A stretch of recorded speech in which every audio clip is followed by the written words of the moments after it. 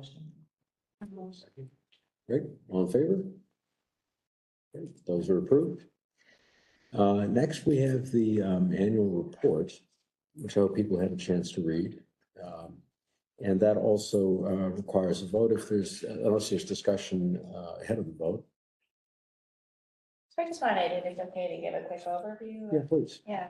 So just as a reminder, Executive Law 833, which created the Indigent Legal Services Board, includes as a duty of the board to, quote, advise and make an annual report to the governor, the legislature, and the judiciary. Each year, ILS drafts an annual report for this board to review and consider adopting as its annual report pursuant to Executive Law 833. Drafting the annual report for ILS is a group effort. Every unit drafts their own section, and then we put it together into a cohesive report. And we try to keep it a readable length, try to keep it concise, but every year it's harder to do. And that, I think, bespeaks the work that we're doing, because there's so much to say about the work that we're doing to improve the quality of representation across New York. I won't go into details of the report for two reasons. One is you've had a chance to read it, and I'll give people a chance to ask any questions they may have. And two, because I really want to use this meeting time for Riley, Kingston, Jen, and Mandy, who are here to talk about their work. So making time for them and making time for my staff is really the heart of what I want to say about the annual report, which is the report reflects the thoughtful work and extraordinary commitment of ILS staff. It also reflects their ability to engage county and New York City officials and the public defense providers in the work of reforming New York's county-based system.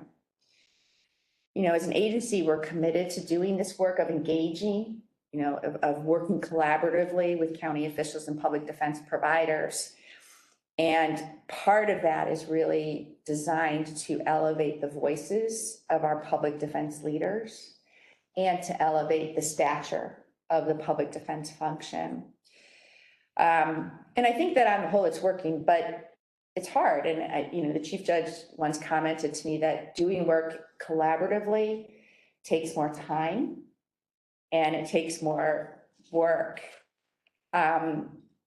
But I think that the payoff is, getting this engagement, the payoff is people are engaged in the reforms. And I think the reforms are starting to become, and we heard at the last meeting, starting to become entrenched across the state. I also believe it's the right approach because it's the most respectful approach. And to me, it's like the best way to do what I think is really important role of our office, which is elevating the public defense function. So I just want to sort of have the board read the report through that framework and with that understanding. And I just, at this point, want to turn it over and see if the board members have any questions about the annual report before we do a vote. I guess I'll just comment that it's really exciting to see all the initiatives that are being taken by ILS. And also, I was really impressed by something that you did, which I thought was really brave. I think too often organizations don't do the introspection and self-reflection, and you did that publicly. And I think it's really a model for the organizations around the state, and I commend you for that. Thank you. And that didn't come, that came from our staff. Like they asked for that. And they said it's necessary and needed. And I really, it's hard, right? There are moments that, and you can see in what I wrote, that it's uncomfortable to hear things that, that aren't necessarily going the way you thought they were, the way you want them to. But I think it's been very important work, and, we're committed to continuing it. It's not something that ever finishes, right? It's something that you're always sort of doing that evaluation. But I also think, and I said this, I think it's necessary because, the idea that public defense, and I said this in my note, like, we're in this sort of culture right now, or this atmosphere right now, where people are really starting to question commitments to diversity, commitments to equity, and commitments to inclusion. And we're not questioning our commitment. because we know how important that is to do this work with integrity. And I'll just follow with a comment. I had shared with Patricia that I was talking with someone at the law school about the issue that we're having with regard to family court representation, which is really dire in Onondaga County. And one of the places that I knew that I could confidently lead them was to this organization. And I led them straight to the report and said, you know, it's going to give you an idea of what can be done, what is being done, and it's not just one thing, it's a combination of things that need to be done. So, and the other thing too is the readability and the comprehensiveness of the report, which is something that I bring to the attention of my students. Thank you. So, and Patricia's been in that environment before, so, I, especially now, and I said this to you earlier, especially now, I really appreciated this report and that it sits there for people to access. Thank you. Great, well, if there's no further discussion, you can vote on it. All in favor? Aye. Great, so that's adopted. Thank you, Patricia. Thank you. And I'll follow up about how we send it out. So next, you'll learn about standards for the investigative function. Excellent. Good morning, everyone. I deeply appreciate the time that you've all taken to hear from us and your investment in the work we do. My name is Kingston Faraday, and I'm the Special Assistant to Investigations within ILS's statewide Appellate Support Center. I've been with ILS for almost 2 years now, and I've worked as a career defense investigator for roughly 17 years. I've handled cases ranging from misdemeanors through homicides to post-conviction, and I've trained investigators, supervised investigators, developed and led CLEs, and I recently wrote a resource guide on fact-finding interviewing.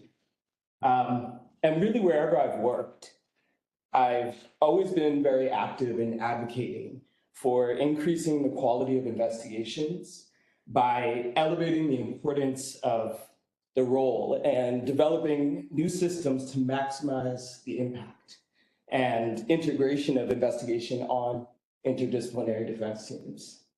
I'm joined today by my colleagues, Mandy Jaramillo and Jen Chanu, who I'll give a moment to introduce themselves to everyone. Okay. So I am a co-facilitator on the standards project with Kingston and Jen. And I am a supervising appellate attorney in ILS's statewide appellate support center, which started a little over 2 years ago. And I have been there from the start of that initiative, and it's been really exciting. My practice prior to that was at the Office of the Appellate Defender, where I worked for 5 years in the reinvestigation project as a supervising attorney and then eventually the director of reinvestigation. So I was doing really equally 440 work, post-conviction work, as well as direct appeals. And then prior to that, I was at the Innocence Project for 5 years as the investigations attorney. And I actually started my legal career at the Center for Family Representation, defending parents in abuse and neglect proceedings for a couple of years. So that's sort of my background. And this has been really exciting because as an attorney, obviously, and especially in post-conviction work, we do a lot of our own investigation, which is not ideal. So this has been really an incredible opportunity for me to learn and also be a part of this project. I'll turn it to you, Jen. I'm Jen. I am one of the deputy chiefs of the Criminal Defense Representation Unit at ILS. My background is I was a public defender in both Colorado and New Hampshire, which have statewide systems, but I'm from New York and was very excited to come back. I've been with ILS for about 5 years now. And, in my work as a public defender in those systems, I had a lot of access to investigators, and I worked very closely with the investigators on my defense team and had some really incredible outcomes in cases directly tied to the work that the investigator put in. So when I heard that Mandy and Kingston were starting this project at ILS, I was very excited to be involved and to talk with the defense leaders and investigators across the state and what everybody thinks is their sort of view of what is the best practices for defense investigation. And I agree with Mandy, it's been a really great and interesting learning process to go through. So today I want to briefly talk about the standards we've developed and that are really focused on further defining and strengthening the defense investigation function. I want to focus on why we created them, why we need them, our methodology for approaching their development, and what we hope to accomplish moving forward. I think many of members of a defense team and many clients have had direct experience with the work of a defense investigator completely changing the landscape of their case for the better. The quality of an investigation directly impacts the quality of defense clients receive. And yet for too long, there's been no clear statewide or national framework outlining the competent, ethical, and what defense-oriented investigation looks like, right? So public defenders, for example, have continued learning education. They have ethics and professional standards. Social workers have continued education, ethics, and professional standards. All guiding their work, but investigators have nothing consistent across the board. Some investigators might have a criminal justice degree, but that rarely shines a light on criminal defense, never mind public defense. And others might have a code of ethics if they're part of a private investigation licensing board. But when you really begin to review those ethics, they're pretty bare bones, right? And they lack any practical or in-field guidance. So for the most part, investigators have had to rely on a mix of top-down instruction, mentorship, in-field learning, and trial and error, right? If they are even lucky enough to access any of these. This gap in framework surrounding the role of the defense investigator has real consequences. Right? It means inconsistent training, lack of professional development opportunities, low retention rates, missed investigative opportunities, unsound investigative practices, corroded interpersonal professional relationships due to a lack of professional trust amongst colleagues, clients who don't always get the defense they deserve, and mistrust from the public. So in alignment with ILS's mission, we set out to begin changing this by creating standards that define not only what a high quality, ethical, and strategic defense investigation should look like, but also seeking to establish how a defense team integrates and prioritizes the investigation framework or function within its overall culture and case strategies. And I think it even emphasizes how the field of public defense can be more intentional in shaping the defense investigation function to align with our particular and unique practices and overall objectives. So in one of my early conversations with Patricia about this initiative, we were discussing my concern of setting the bar too high for investigators by focusing on standards first and not having the training resources in place for defense teams and investigators to reach that bar. And I'll always hold on to what Patricia said to me in that conversation, which was that standards act as a North Star, right? Providing clear direction and guiding us towards the level of excellence we strive for. That really struck me.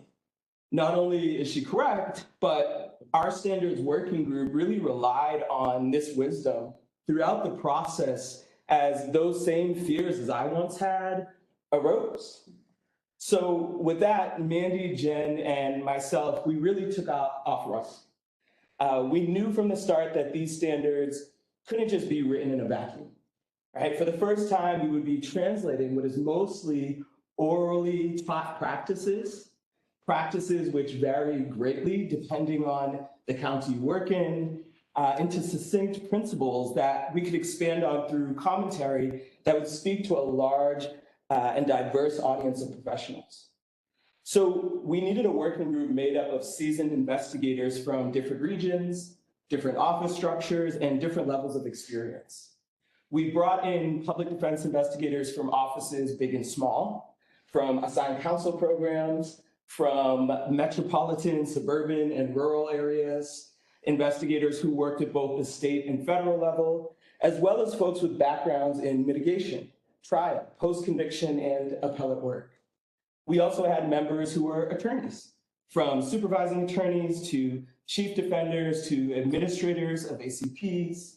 And we ultimately have sought additional input from ILS's Family Representation Unit, from NISDA, and nationally recognized experts like Kitty Haley and John Lyon of NAPD. At the end of the day, we wanted to ensure that our work would serve real people.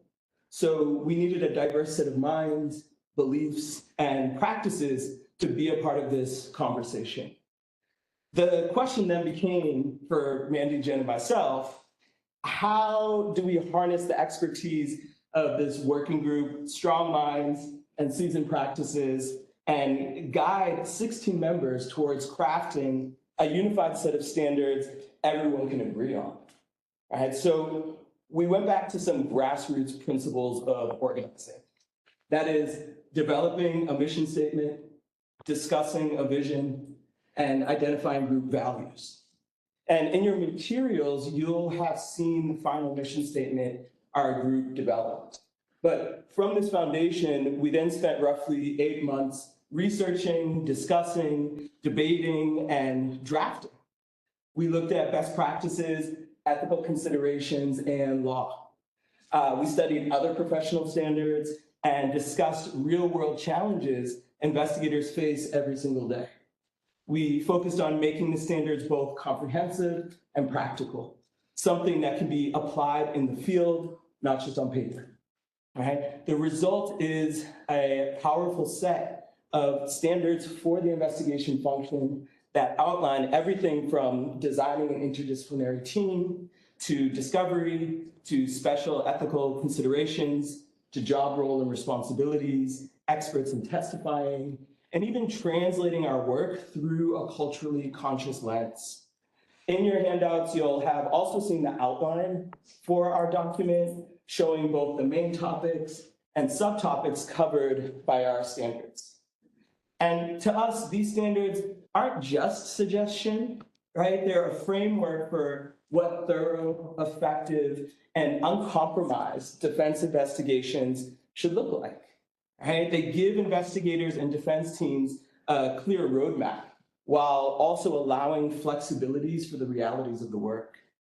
I want to share just one example from our standards. This standard comes under the main header, investigator responsibilities, and the subheader, interviewing witnesses. Specifically, it is interviewing witnesses experiencing impairment and children. The standard itself reads, prior to interviewing witnesses who are under 18 years of age, or witnesses experiencing impairment due to substance use or disability, investigators should communicate with the attorney and defense team about legal, ethical, and strategic considerations. Commentary reads, deciding whether and how to interview witnesses experiencing impairment and children is a strategic decision for the defense team. Investigators should seek the attorney's legal and ethical advice prior to these interviews. Investigators should also ensure that the defense team is aware of these interviews. Running through hypotheticals as a defense team is a great way to begin thinking through how an investigator might approach various unexpected scenarios that can arise in the field. Defense teams should trust the expertise of investigators and their ability to make sound judgment calls in the field when necessary. And then we cite another standard called case conferencing. It goes on to say investigators can avoid creating the impression that a younger witness was influenced by ensuring that a responsible adult has given consent for the interview. However, in family court cases, who can provide consent can be complicated, and the defense team should conference this issue. Furthermore, the child's age, cognitive ability, emotional maturity, and the location of the interview are all significant factors in determining how and when to interview minors. For example, during case conferencing, the defense team may determine that a parent must give consent and be present for the interview of a 9-year-old eyewitness. And that consent may not be needed to interview several 17-year-olds who regularly gather at the neighborhood basketball court. Similarly, in deciding whether and how to interview witnesses experiencing impairment, the defense team should make strategic decisions under the circumstances of each situation. If the investigator attempts to interview a witness and suspects that the witness is experiencing impairment, the investigator should use their best judgment on whether to continue the interview at that time. So I'd like to note that developing these standards is just the beginning for us, right? For them to truly make an impact, they need to be adopted, right? And taught and integrated into practices statewide. We're planning to promote them through investigator trainings, public defender conferences, and professional development programs. We also want to collaborate with state and national organizations and training institutes to ensure these standards are trained moving forward. Ultimately, our goal is to raise the floor for investigative work across the board, elevating the practice of defense teams nationally, giving our providers here in New York State another tool to advocate with locally, and for our clients and the public to know that we are working to protect their rights while ensuring better case outcomes and remaining deeply invested in client satisfaction. We're excited to share this work with all of you and to hear your thoughts on how we can further this effort. Eventually, we will be sending you our final draft. Someone here might know a better timeline than I do, but I want to thank you all so much. And I want to open it up if anyone has thoughts or questions for us. I was curious about, so it sounded as if you had several different providers help. At least you mentioned 16 participants, I guess. So I assume somebody from legal aid maybe was there, or from, you know, a public defender in Monroe County or wherever. That's right. What sense do you have about their buy-in? That is, will they implement these going forward, or they're going to modify them, or what are they going to do with them? I think that for our members, I left with the impression that people will be implementing them. I think there were a lot of questions, especially around whether this is going to set a bar that's too high for investigators or even for attorneys, right? Are we creating more ammunition for the prosecution? You know, so there was those types of fears. I mean, in the sense they might get their hands on one of these handbooks and say, and then try to cross-examine about whether you complied with the standards. Exactly, exactly. So those fears, but something that we talked about as a working group was, although those fears are legitimate, it actually encourages us to do better work, right? And to have more integrity and to stick to these standards and reach for that higher bar. And of course, there's all this funding now, right? We're creating resources now. So hopefully even more access to resources will be accessible for all of our providers to be able to really reach the bar without many obstacles. But outside of those fears, I think folks were very much on board with having this be a part of their culture and promoting them. And then how about the various defenders that weren't involved in commenting? What's the plan, if there is one, for rolling these out? Yeah, I think that's a great question. That's one we've been talking about too. And I think we're all really excited about the rollout, but we imagine CLEs.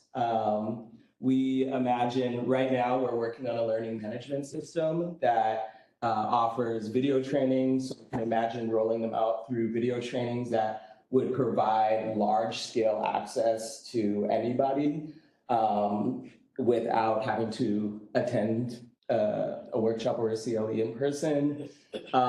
We also imagine maybe getting them published. These are my thoughts now that I'm just going off the cusp, so I'm looking.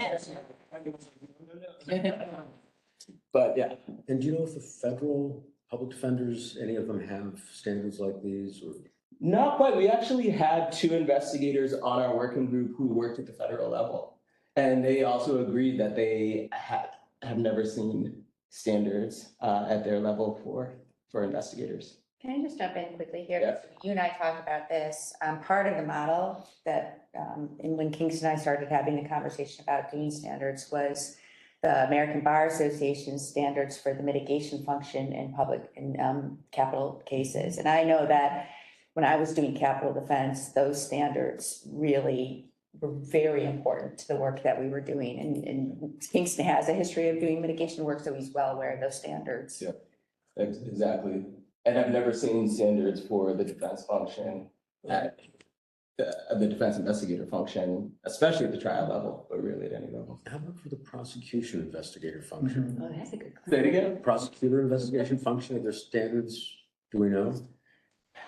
That's a good question. I want to say yes, but I also don't want you to quote me.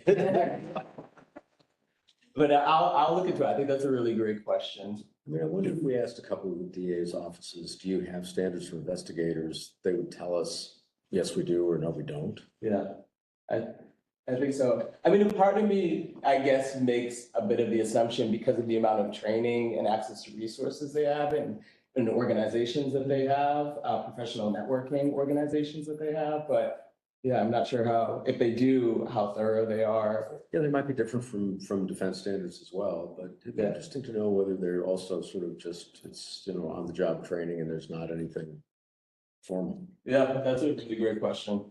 I'm not aware of any national prosecution standards. There might be each individual office might have their own, training or guidelines, but I feel like we did a lot of Googling on investigator standards when we were starting and, we really didn't see anything comparable. And maybe a question would be to find our contacts who have access to like NIPD resources and see if there are investigator specific trainings and standards. But certainly I have not heard of any.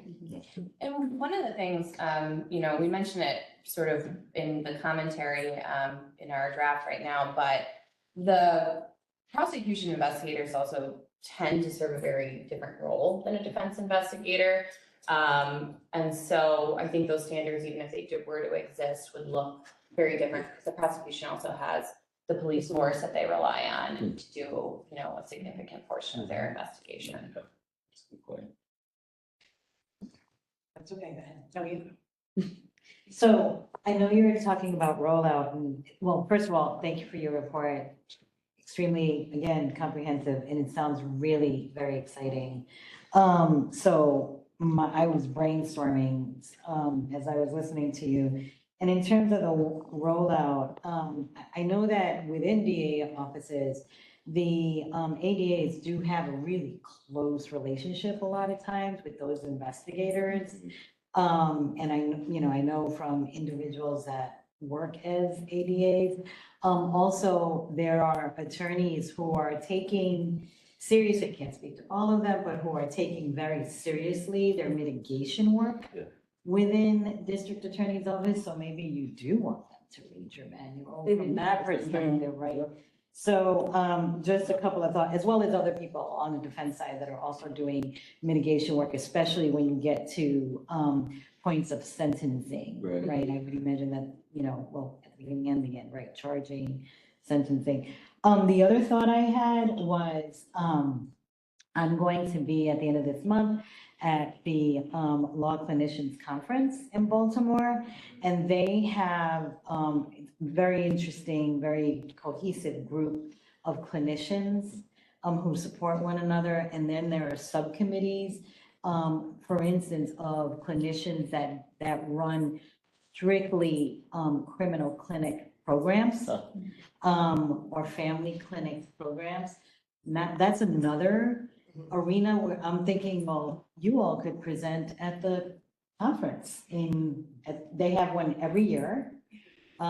So that's another aspect of it. And I'm also thinking law school, right? Getting yourself invited, and that could be various formats and the interdisciplinary model is one that I fall into very easily. And I worked with social workers at the Legal Aid Society that were just gold, right? So same kind of thing. And we had investigators too that were just absolutely excellent. And there was a lot of interaction between the investigators and the attorneys. So I'm thinking law schools in terms of maybe presenting on a panel or as a speaker series, a symposium, but maybe even going into classrooms. Absolutely. I'm thinking of my colleagues that teach evidence and other criminal related courses. I love that. Like ConCrim Pro. I mean, I could see you there. So just some ideas in terms of rolling out in addition to CLEs. I'm thinking local bar associations, those committees might have interest. That's a great idea. Agreed. So, yeah, Thank you. I think it's great. What about something like John Jay College of Criminal Justice? Yeah. Absolutely. Yeah. Yeah, and that's, I had worked on a pipeline for hiring investigators with John Jay to Bronx Defenders. So there is kind of a relationship that was developed a while ago. I think it's a good idea. Could build on it.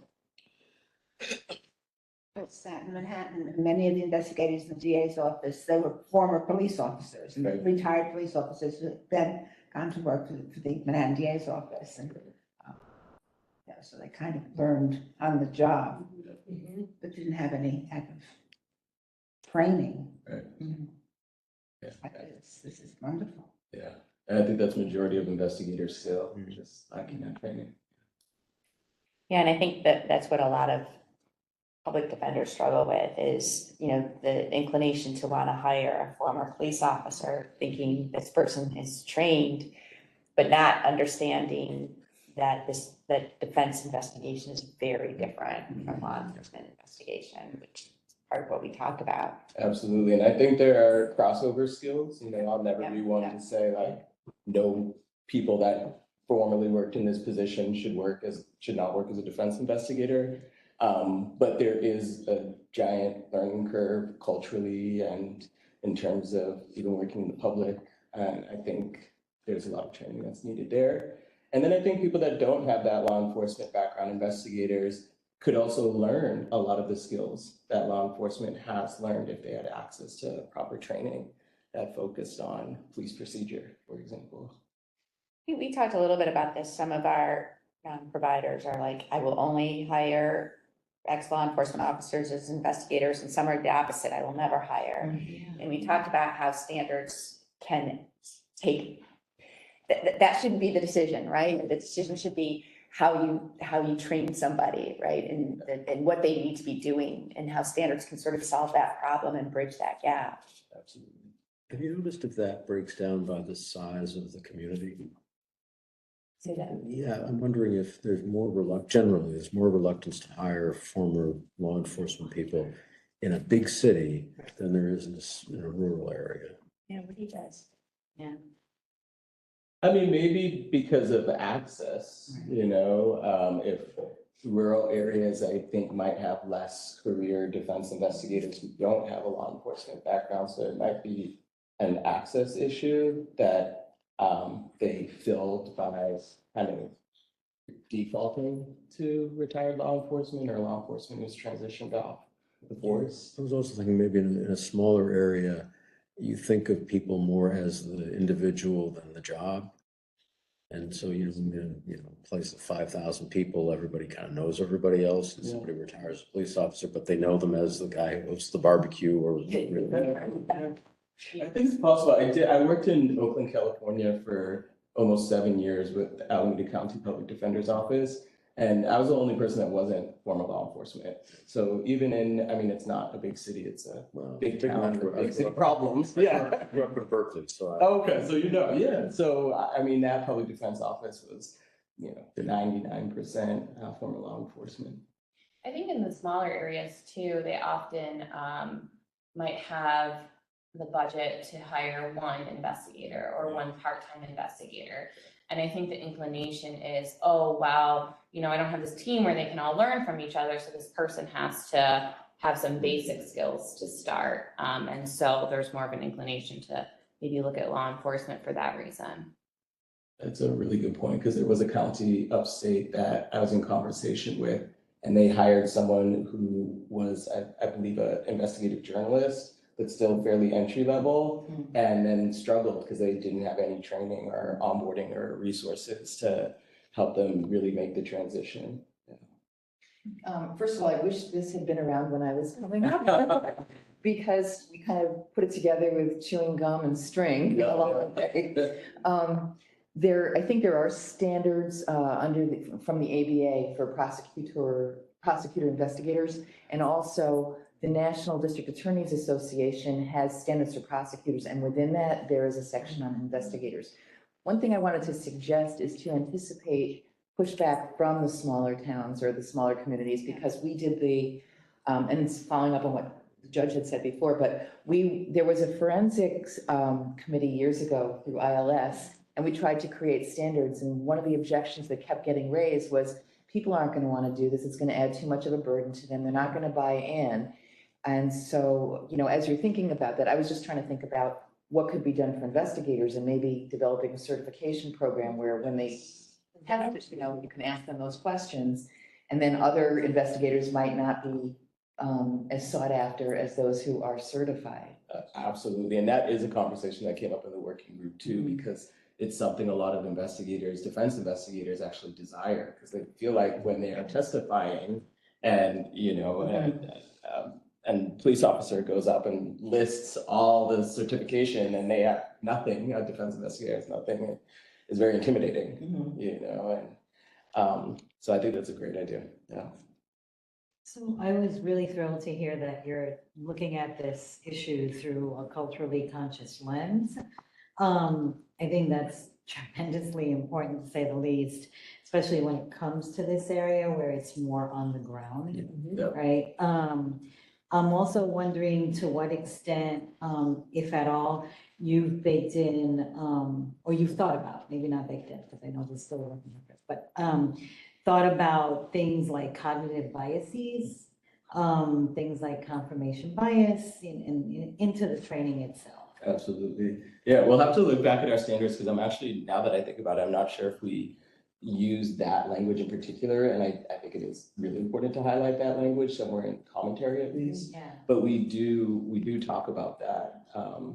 And we also talk about how defense investigators are going to the public with no authority. You don't have a gun, you can't, interrogate people, you're really asking people to give you their most sensitive information, just because, And so it is so important to be able to understand the impact you're having, your identity is having, your language is having in the communities you go into, because success rate will be really low if you're unconscious of that. Right? Yeah. Thanks.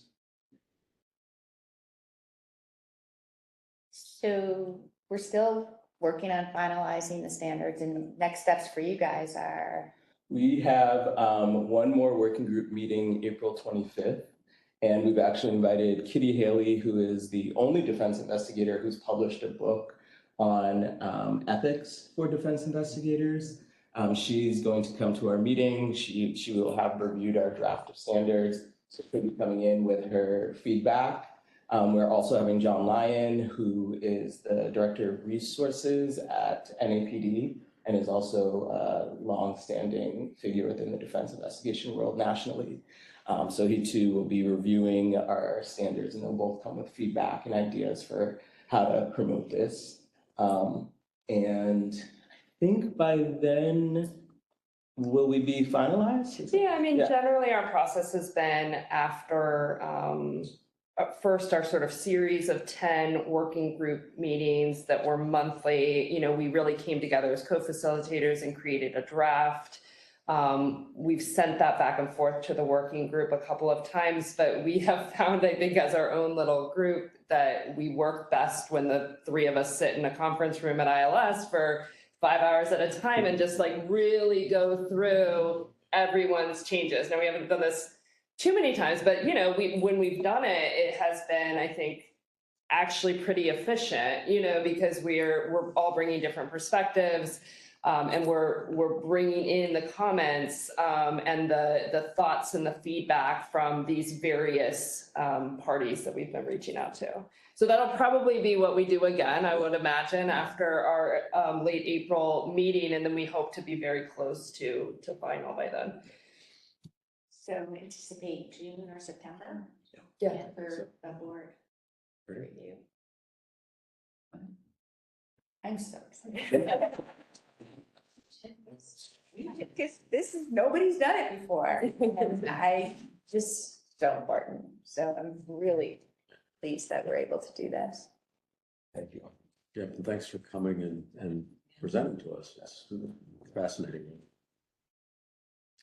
Okay, on to representation of parents and family court matters. Okay, that's me. That's it. Hello, everybody. Good morning. Thank you so much for having me here today. I'm very excited and honored to be here. I'm going to talk a little bit about the family court data that ILS has been collecting, as well as the results of the first semi-annual parent representation report. I'll introduce myself briefly. So my name is Riley Weinstein, and I have been at ILS for 4 years now. First as a data outreach officer, and then in the last two and a half years almost, as a family court research associate. So without further ado, thank you, Burton. So a little bit of an overview of the presentation. We have a lot of ground to cover today, but I'm going to start with a little background and review of the ILS Family Court grants. And then I'll talk about what we did to develop the ILS Family Court Reporting Instrument, the semi-annual parent representation report, which we call the PRR 195. And then I will share some of the results from the first round of reporting, which was due August 30th, 2024. And then I'll discuss the next steps.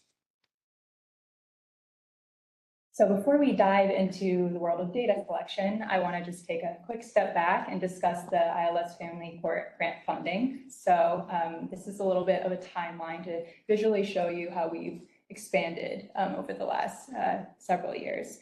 So beginning with the first model office in 2019, ILS has awarded funding to a growing number of counties in the form of competitive grants with the intent to reduce caseloads, increase timely access to counsel, and improve the overall quality of representation for parents in Article 10 and related matters. So in 2019, ILS had one family court grant recipient, the first model office. And then between 2021 and 2023, there was a big jump. So ILS went from funding 2 providers to 33 providers. By the end of 2024, and where we are today, ILS is funding 77 providers in 41 counties plus New York City.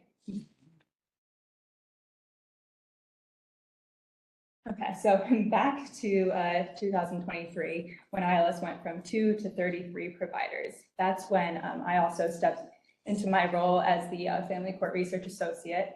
And with a growing number of grant-funded provider offices, ILS needed to figure out how to systematically track implementation, including the progresses and the challenges with these family court grants. So the ILS research team, in collaboration with the ILS Family Representation Unit, held individual data collection meetings with each grant awarded provider and county. And that at the time was the 2 model offices, as well as the first and second upstate family defense grants.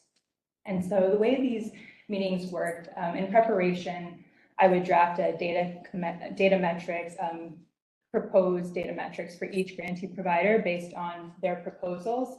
Also, the initiatives highlighted in the ILS request for proposals, and always with consideration for providers' current data collection capacity. At the same time, the Family Representation Unit worked with providers to troubleshoot implementation-related issues. And at this time, we didn't have the formal reporting instrument yet. So in lieu of that, the research team developed individualized data collection guides for each provider to get them prepared to collecting family court data in a more comprehensive way than they had ever done before. We also collected implementation memos from providers, and just briefly, those memos are provider narratives that offer insight into the process of implementation within their specific counties.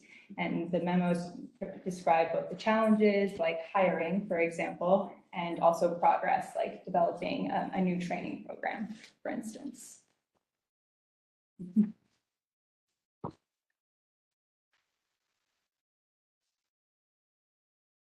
So while ILS was hosting these individually tailored data collection meetings, we were simultaneously working to standardize family court data reporting practices for grant-funded providers across the state. So again, both the research team and the family representation unit worked together and also externally with members of the Parent Representation Advisory Committee to develop definitions to assist providers in reporting. And while we had the family court caseload standards, which were released in 2021, we still needed a way to really operationalize these standards to ensure that we had a standard unit of analysis and everyone was reporting consistently. And this data subcommittee consisted of several attorneys and also some data personnel from provider offices, both in New York City and outside of New York City, to try to account for interregional differences in practice and in terminology. And in these conversations, we quickly learned that the process of standardization in family court is no small feat. I can't emphasize that enough.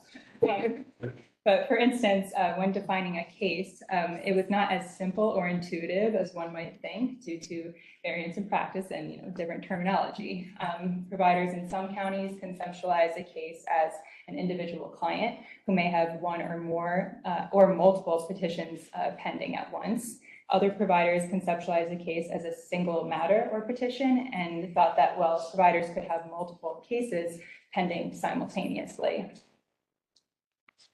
Ultimately, after many discussions, we came to consensus and defined a case as including all petitions pending for a client. And this definition works because it brings us back to the petition as the unit of analysis as defined in the family court caseload standards.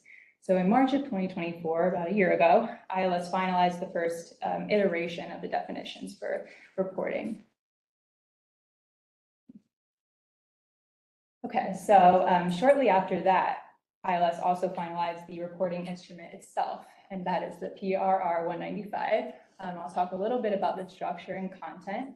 So it contains 5 thematic sections. Each one is associated with a major initiative under the Family Defense and Model Office funding. So first is investigation representation, or IR, is what we call it. That is the legal advice or representation provided during the CPS investigation stage. And within that section, there are some subsections, for example, like an on-call line and a public outreach campaign, which some providers are funded to do. The next section is office-wide family court caseloads, and this includes all family court petition types as defined by the ILS family court caseload standards. Third section is the Article 10 and TPR representation, and this makes up the bulk of the report as that is the focus of the grant funding. Next, we have a section on the grant-funded positions, both attorney and specialized service positions. And last, we have other quality initiatives. So this includes things like attorney-client communication and training for attorneys and specialized services. And some providers developed work plans under the grant to include all 5 initiatives, while others focused on like 1 or 2 or maybe 3. And so to accommodate these differences and also the overlap, we built screener questions into the survey, the PRR 195 survey, so that providers can skip sections that are not relevant to their specific work plan.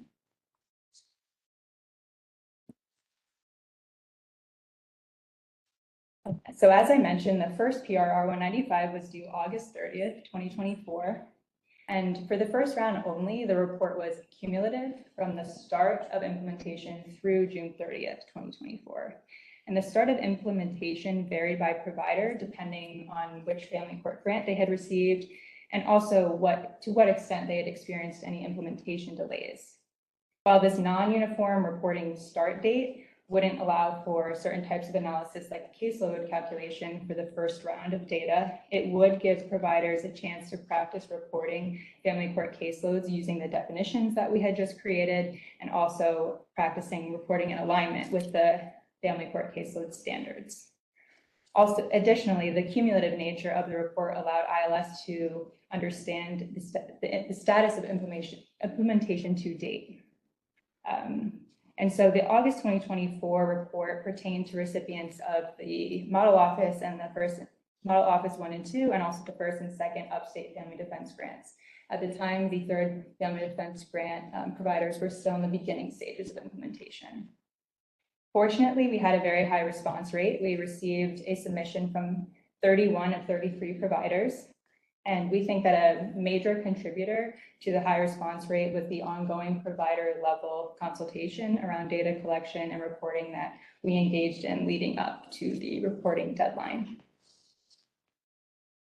Okay, so let's talk about the results.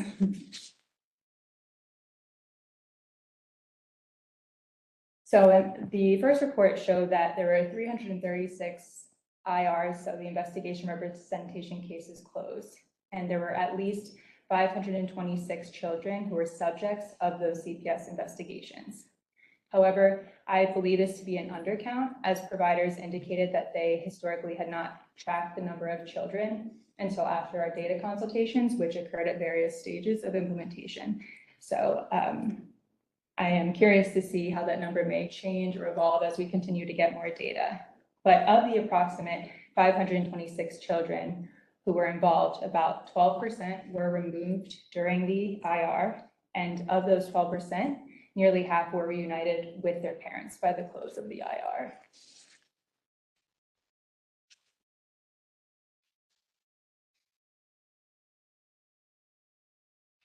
We also asked about other involvement for IR clients in family court. So in total, providers reported that the IR clients had 256 ancillary family court petitions pending during the IR. So as you can see on this graph here, custody and visitation petitions were the most common petition type for IR clients, followed by family defense, and then modification of a prior order. The totals provided here is another area of the report that I believe contains undercounts. As many providers said, they were just beginning to track this, and they were still working towards developing and streamlining, collecting this data. So in other words, I suspect that that clients facing CPS investigations have even more ancillary involvement than is currently pictured here. And providers also reported that many IR clients had matters pending in criminal court, either related or unrelated to the CPS investigation. For IR clients, misdemeanors and violations were the most frequent charge, as 59 clients at least had pending misdemeanors and violations. 39 clients had nonviolent felony charges, 24 had violent felony charges, and then 2 charges were unknown. And just as a note here, the charge categories are not mutually exclusive, as a single client may have multiple charges pending simultaneously. And similar to the family court petitions pending, I theorize that these totals are an undercount as well. So we'll see how the data change when we get more information.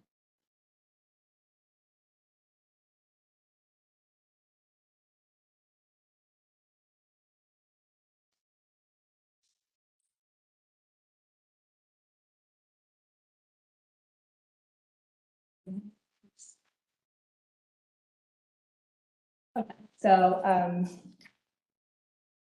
the overlap in family court and criminal court involvement for IR clients really spoke to the need for interdisciplinary representation, right? Because clients' problems don't just end after the CPS investigation or after the Article 10 proceeding. So that's why interdisciplinary representation was really such an important part of the funding. 16 providers have a total of 26 ILS grant-funded specialized service positions who worked with attorneys on about 75% of the IRs closed. So a very large portion of the IRs closed. Additionally, 15 providers have funding for contracting with various specialized services like experts as needed. And the qualitative data here highlighted that social workers and case managers are central to the work of the investigation representation. It also highlighted that interpreters and paralegals strengthen client communication and trust.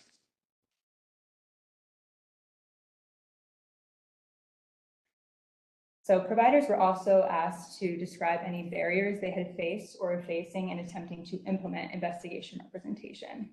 And a thematic analysis highlighted these 3 themes. Number 1 was uncooperative local Department of Social Services / family court. That was the most frequently cited barrier. Next was a lack of public awareness about the availability of investigation representation. And lastly, providers reported that they did not have enough resources like personnel to fill the gap in public knowledge about investigation representation. So the implications of these findings is that more resources may need to be allocated to community outreach. And in the first round of reporting, only about 1/3 of the providers had this as part of their budget, just to give you some perspective. Provider success stories we can also learn from. They describe the centrality of developing alliances with other community organizations that potential clients may come into contact with, such as community health centers, religious organizations, mental health clinics, and so forth.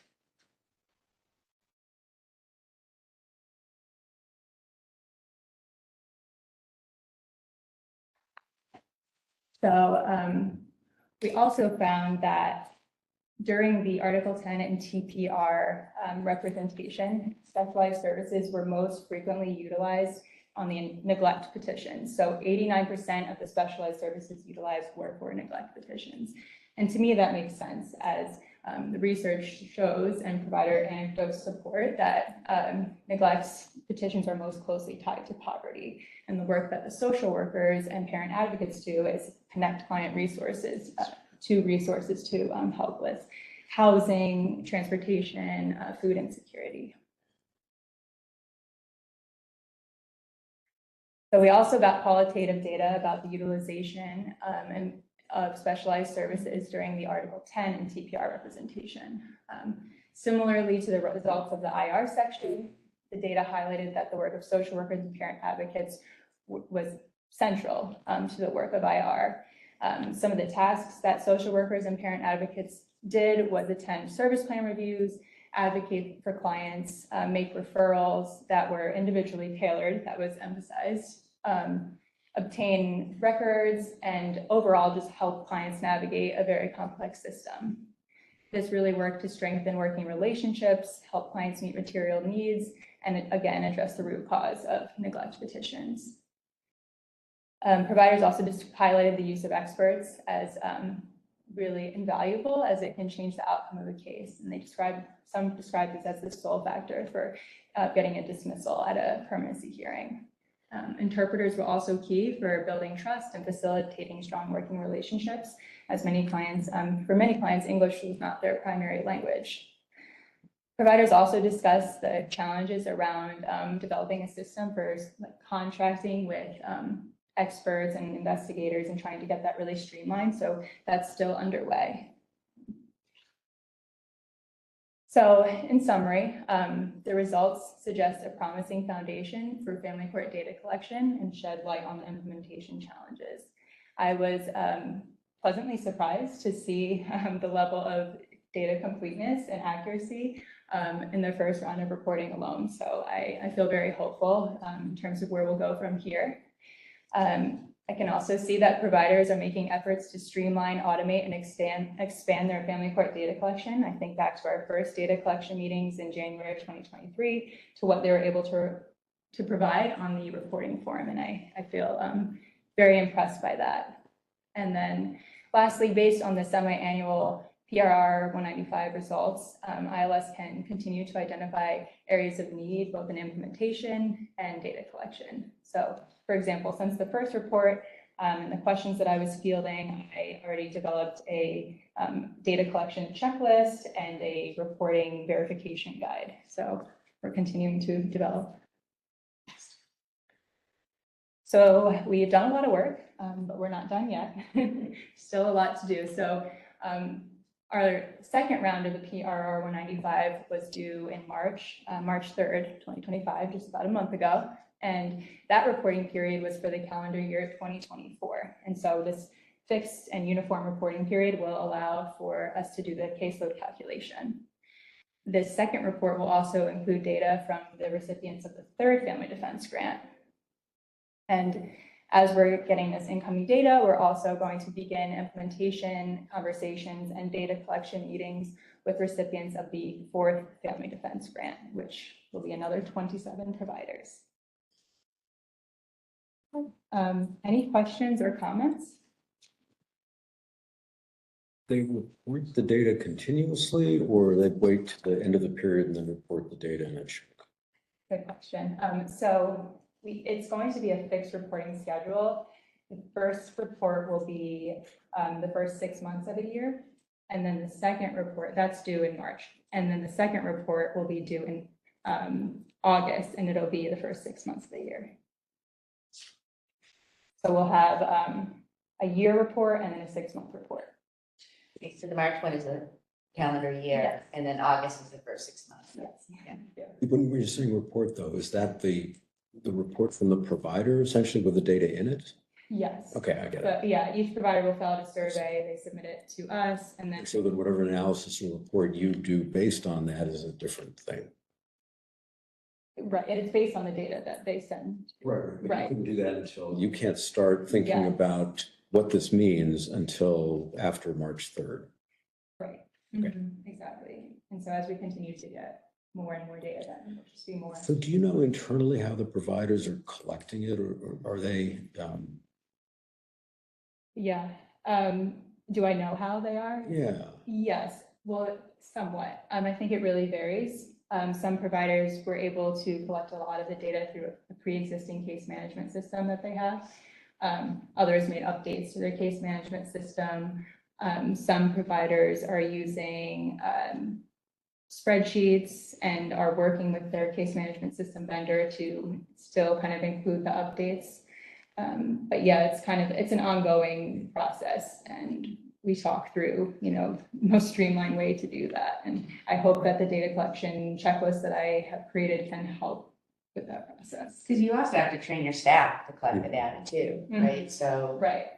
and then, there's the issue of who's entering it into the system. Yeah. And I think Riley touched upon this, but the disadvantage of the family court funding sort of increasing every year and still not being enough is there's not enough funding. The advantage is the ability to work with a smaller group of providers. Right. On data, and Riley has just done an amazing job on really working one-on-one with the providers. And the basic steps, like the checklist, is how you train people to collect the data, and then of course the maintaining it in a case management system. Right. So the judge asked the question that I had in my mind that I had written down, which had to do with standards, is just to follow up on that. And I know you've created this checklist and maybe it's already baked in, but to what extent does it promote uniformity about the data that is being collected? And I would imagine that the how, there has to be some flexibility, right, based on what offices can afford. Right. So you named a lot of the mechanisms for how this data is collected, but my concern also has to do with the uniformity, because then we're just going to end up with apples and oranges, Right. and it's not going to be an accurate picture. Like even talking about, I heard when you said that with regard to collecting data about pending criminal charges that you suspect, which I agree with you, that's an undercounted number, right? And I'm thinking that some of that will even stem from inaccurate information through no one's fault, but inaccurate information about household size, right? So are we looking at household size over a period, right? Because maybe there was somebody in the household that had some criminal involvement in the prior 6 months that maybe led to the neglect petition or something being filed, and that individual is no longer there at the time that the questions are being asked. You see what I'm saying? So I'm just wondering if there's any uniformity about that we can give to the recipients about how they collect the data that will also affect the data that's collected that you can then rely on. Those are really bad. I'm so. Yes, that is the core of the work that I am trying to do essentially. So you hit the nail on the head. So we did in our data subcommittee with the Parent Representation Advisory Committee have a lot of those conversations to make sure we're both talking about apples, right? Not apples and oranges. Maybe a more straightforward example is the question around when is a petition closed? So even that actually wasn't straightforward. A lot of times providers said, well, we don't really close a petition until the term of supervision is expired, even though it's post-disposition, right? And we thought, well, that could go on for a long time, right? And so for administrative purposes, reporting to ILS, we specify there are a few different bullet points, but essentially it's after the dispositional hearing, even if there are still terms of supervision that are being kind of monitored. So we had to think about that in the beginning, but we're always continuing to refine as more questions come up about, well, what about this? This could happen, and how do we weave that in to the definitions? Well, it sounds like you're on the right track because you started with even how do you define a case? And, and we could have one client that had 4 different petitions. Mm-hmm. So I would count every one of those petitions. Right. So Mm-hmm. that's great. Well, I'm really excited to see what more you develop from this, and it's so very necessary. Can I ask, did you find that it was a common problem that most of the vendors were expressing? Did you find any commonality? Or you got New York City, you have Up County and all little county. Do you mean in terms of implementing or? In terms of capturing the data that you need, Data collection. right? There were commonalities, but it's hard to say what the unifying kind of category would be. I would say in general, it was a challenge for every provider because they had never been asked to report this level of family court data to ILS. So I think because it was over a year and a half from when we started the data collection conversations to the report. I think that providers, I could see that they really did a lot to do what they had to do, whether it's using external spreadsheets or being able to having the funds to make updates to their case management system. I saw that they really came a long way in that period of time and are still working to do so. So the commonality was, it was difficult for everybody. Mm-hmm. So once you have a robust set of this data, what are you going to do with it? Do with this data? Yeah. Well, it's one of those things where it's going to continue to unfold as I get more information, but I'll continue to analyze each round of data that we get. I'll compare between years so we can see progress or challenges that continue to persist. The next step will be doing the caseload calculation, for example. And I also imagine that as reporting becomes more routine and providers get more accustomed to it, we'll also be able to do a deeper dive into, I believe the model offices, for example. They, of course, have a lot more funding and have been collecting a lot more data. So I imagine we'll get to do some finer analysis. So some of it may be comparison across providers or, Yeah, I think so. And we could look at regions. and some trends within an individual provider. Exactly, yeah. think also from, my point of view, the data is going to be very important in helping us, develop, evaluate, and advocate for policy change, right? So for example, if we see that parents having access to legal representation during a child welfare investigation is successful in keeping families together, that's an important policy change, a policy issue that people need to be made aware of. So this data can help with that too, helping us sort of see how, and then things as simple as what I got out of what Riley shared with me, both in terms of the quantitative and the qualitative, was just the emphasis on the importance of the multidisciplinary approach to representation, which I think, historically has been undervalued. And to see the value that providers spoke about of having these resources, says a lot. So that helps us decide and know what we need to be fighting for in terms of resources and funding, and then of course using them with the providers. It can also convince other providers too, right? Right. Like, and you've had that experience. Right, show a good example. It's inspiring. Yeah. Yeah, providers have said. Yeah, I guess that, I had some questions related to that too, in terms of, you had talked about where there's no representation. Will you have access to information about those to whom no representation was provided, so you can do a little bit of the apples to apples there? And my other question was, are you collecting information on racial demographics so that you can compare outcomes to see if there are disparity? Yeah. I see something going on here, sorry. No, it's okay. But, just to see if there are disparities in outcomes based on racial demographics. Right. I do think that is very important. Our report does not ask for racial demographics. However, the model offices, they do report racial demographics. And I don't know, Patricia, if you wanted to add anything to that. Yeah, I mean, in terms of the data collection, we had to be careful that we weren't making it so cumbersome for a small amount of funding that providers would actually reject the funding, right? And so with the model offices, because they get more funding, we felt more comfortable in asking for more.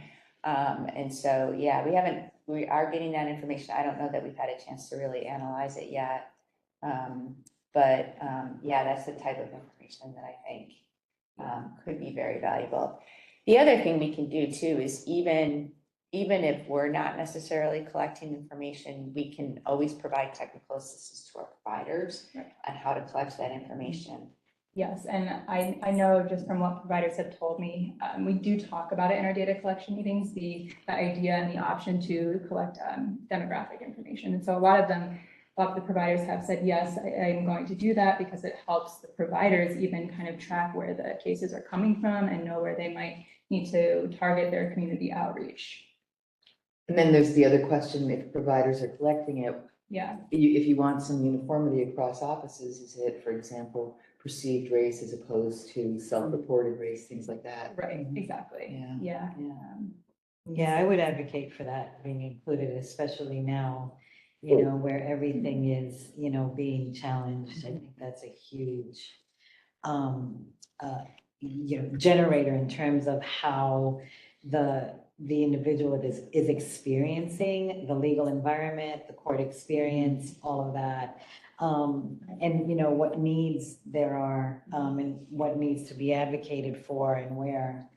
I'm also, so two things. The first one, I'm assuming that maybe the work you do will be integrated together with what we heard earlier about, an integration of the investigative processes.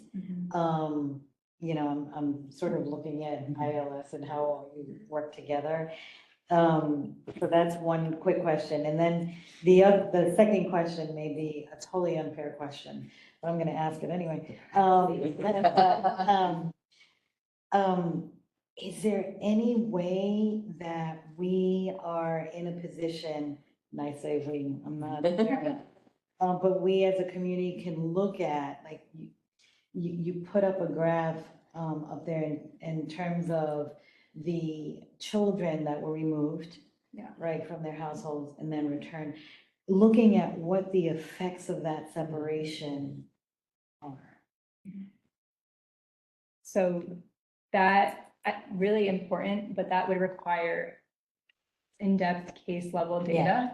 And so right now, we are collecting data in aggregate. So providers report to us totals rather than by child. So we can't track that with the data that we have now.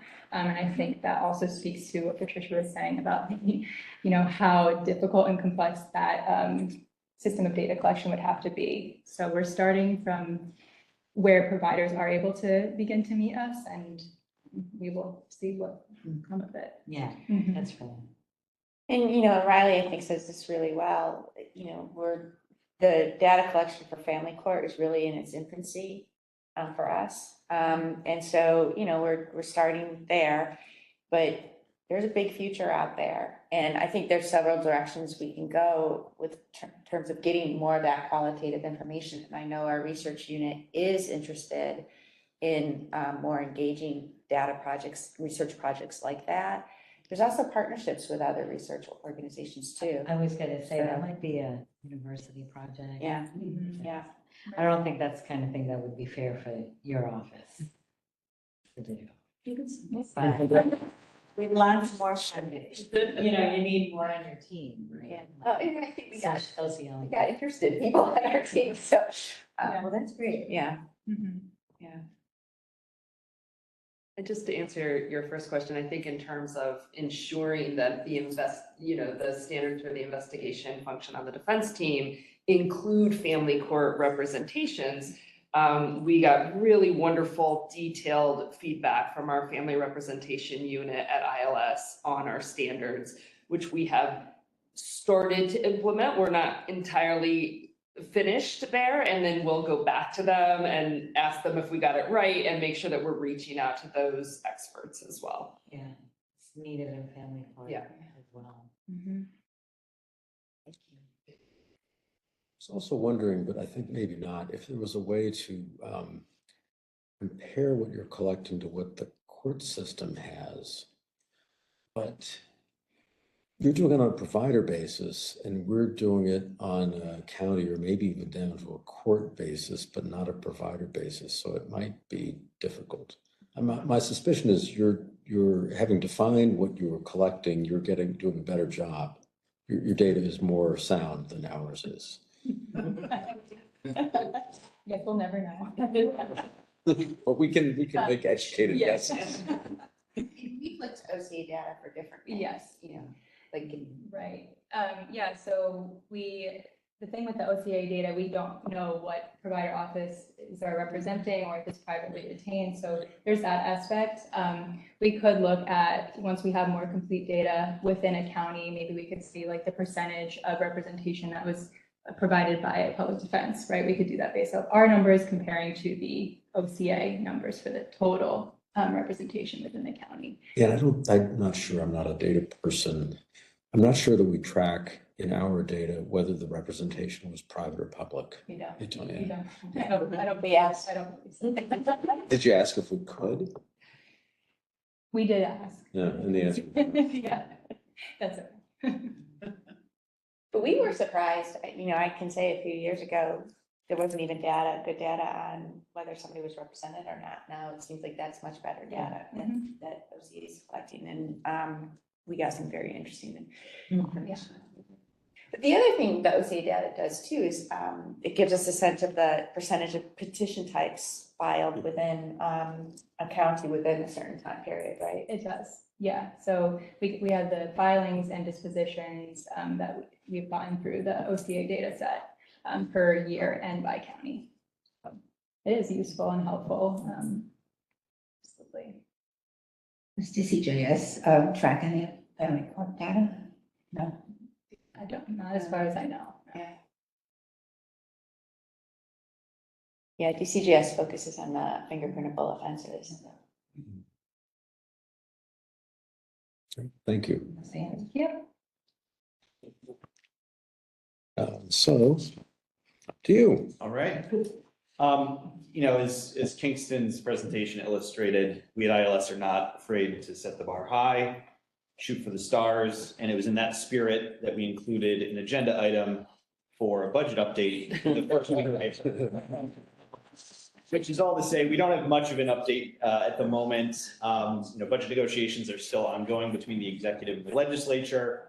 The two main budget issues specific to ILS that we are watching is the amount of the appropriation for parent representation, so that we can try to start to get all of the counties and all of the providers in New York State funding. As I think we'll all recall, the budget request for ILS that this board approved back in September included a request of $50 million for parent representation as the first year towards a 3-year phase-in to $150 million. The executive budget proposal released in January included $19.5 million for that initiative. The Assembly and Senate One House budget proposals included $40 and $50 million respectively. So we are hoping that in the final budget negotiations, the ultimate amount will be more in line with what we had requested, which is that $50 million. The second thing that we are tracking is for the second year in a row, the executive budget proposal included language that would authorize a transfer of up to $234 million from the ILS fund to the state's general fund. That proposal was passed as part of last year's enacted budget. Again, it was proposed in this year's executive budget proposal. The Assembly and Senate were split in their one house budgets as to whether or not to include that transfer authority. So we are waiting to see where that shakes out as well. From ILS's perspective, of that $234 million in transfer authority, $114 million of it is a legitimate use of funding from the ILS fund, as it's essentially offsetting the funding that is going from the state to the counties to reimburse them for 50% of the cost of the 2023 increase to the statutory assigned counsel rates. I believe a portion of that also goes to unified court system for the increase in the attorney for the children rate that also occurred that same year. But that leaves $120 million of transfer authority that is for no discernible public defense related purpose. So we are opposed to that transfer. That was a subject of Patricia's budget testimony. Earlier this year, we've had a number of conversations with the executive and both houses of the legislature about that. So we're hopeful that the final negotiated budget will limit that transfer authority to just the $114 million that we know is related to public defense purposes. One notable thing about the executive budget proposal and the Senate and Assembly One houses is that they were all aligned with our budget requests for our state operations budget, which includes funding for the 2 newly created positions that this board approved in the September budget request. So we fully expect that we will have the additional funding to create an organizational development specialist for the office, as well as an administrative assistant for our research unit. And that's a nice transition to some quick ILS office updates. Since our last meeting in December, we've had several recent hires join the office. In January, Sarah Goldfarb joined us as an appellate attorney with the Statewide Appellate Support Center. In February, we added an assistant counsel for parent representation to our family representation unit, Michelle Weinhold. And then just this past month, we had an internal hire. Enrico Parita joined the Statewide Appellate Support Center as a litigation resource attorney. He had previously worked in our criminal defense representation team. And then Stephen Klein joined as a grants administrator just this past week. We have BDAs pending, so those are offers that have been made and are working through the budget director approval process. We've got a BDA pending for a criminal defense representation council for ILS Region D, which is sort of the North Country Adirondacks area of the state. We also have BDAs pending for tenure-based salary increases for ILS staff who have been with the office for 2 or more years. We are currently interviewing for the 3 positions for which we received new funding this past fiscal year. All of those are in our grants unit. That's for an additional auditor position, an assistant grants manager 1, and a contract manager. And we are currently recruiting, so we've posted for open positions for family court counsel, a resource support and data specialist with our criminal defense representation team, and then the criminal defense representation counsel for Region G, which is the Finger Lakes, Rochester area of the state, which had previously been an Albany-based position. We are now shifting that position to be a Buffalo-based position. So, whomever we hire for that position will be working out of our Western New York Regional Support Center. So that's it for the office updates, unless anyone has any questions. Great, thank you. I think that's it, unless anyone has anything else. We're adjourned. Thank you.